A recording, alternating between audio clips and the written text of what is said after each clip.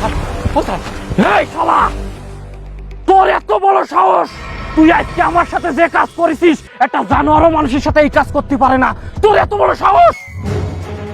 তুই জানোয়ার কইলি কারে? তোরে এই এই তোর কত বড় সাহস, তুই আমার জানোয়ার কস?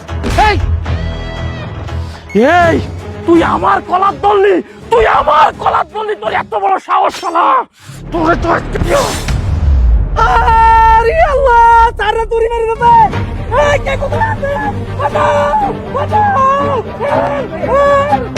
আরে আল্লাহ! ওদার ওদার ওদার ওদার! এই তার না, হাসপাতালে যাও, হাসপাতালে যাও!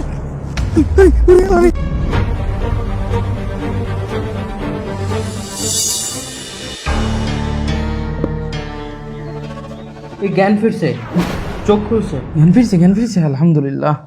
ও স্যার, আপনারা এই কয়দিন আগে যখন আমাকে গ্রামে আইছিলেন, একজনের লগে আর একজনের কি সুন্দর মিল মোহব্বত আসলে, এই কয়দিন এমন কি হইলে যে একজনের আর একজনের প্যাটের মধ্যে ছুরি ঢুকাই দিলেন?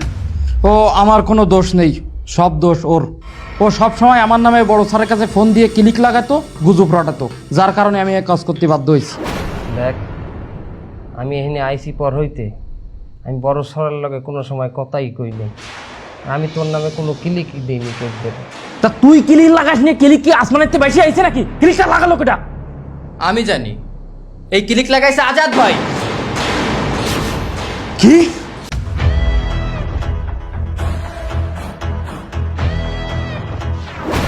আপনাদের দুজনের সম্পর্ক নষ্ট করার জন্য উনি বড় স্যারের কাছে ফোন দিয়ে আপনার দুজনের নামে ক্লিক লাগাইছে।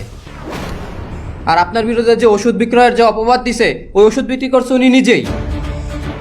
ওনার নিজের দোষ ঢাকার জন্য উনি এই কাজটা করছে। শালা শয়তান, তোরে আমি ছাড়বো না।